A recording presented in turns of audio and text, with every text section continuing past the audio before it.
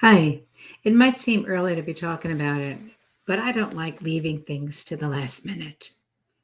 So, as I was sitting here looking at the things I wanted to achieve before the end of the year, it really caused me simply to go back to last January and work my way up. What were my goals? What were some of the things I wanted? What were the same things I had hoped to achieve? And looked at how my year has unfolded. I go back and look at my appointment book. To me, it's the most logical way for me because I can forget what happened last month, much less what happened 6 or 10 months ago. So going back to January and looking at the things I did and remembering what I had hoped to do at different periods of time and saw what I achieved. And in some arenas, things I never would have expected. Some successes that just blew me out of the water, that just made it so exciting to be doing what I do and loving what I love. Clients from other parts of the country, other parts of the world, as far away as Kuwait, just meeting wonderful people with wonderful dreams and wonderful abilities, helping them get out of their own way. And the excitement of that, the joy of that I could help that many more folks. Life is such a gift, it's such an adventure.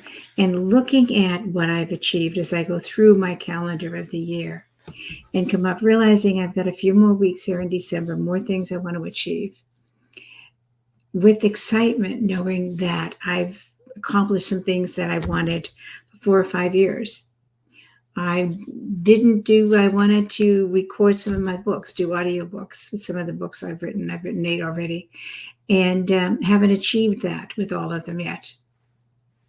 I could sit down and judge, condemn, and curse and do all of the things that I know how to do. I'm from South Boston. We learned how to do all that really well. But that's not how I want to approach it. It's not what I want to do with it. And when I think of how I can support you in the same way, take a look, go back. Don't wait until December 31st. And I say that intentionally. Go back now. Look at what you've accomplished since last January. Things you hadn't even anticipated, successes you didn't even think about, and yet you've achieved them. Perhaps expanded your brand, expanded your impact, your influence, and expanded who you are and who you choose to be. Take a look at that, and then you're going to see as well that there are things you didn't accomplish. There are things that you moved a little bit, but nowhere near as much as you had hoped. Just observe and welcome to humanity. Observe the things you've done, the things you haven't done, all the extras that came in that you achieved that you hadn't even anticipated or thought about or allowed yourself to dream about, and yet you did it. In doing that now, rather than waiting to the 31st, you allow yourself to look at the next few weeks in a very different way because they're just tying the bows.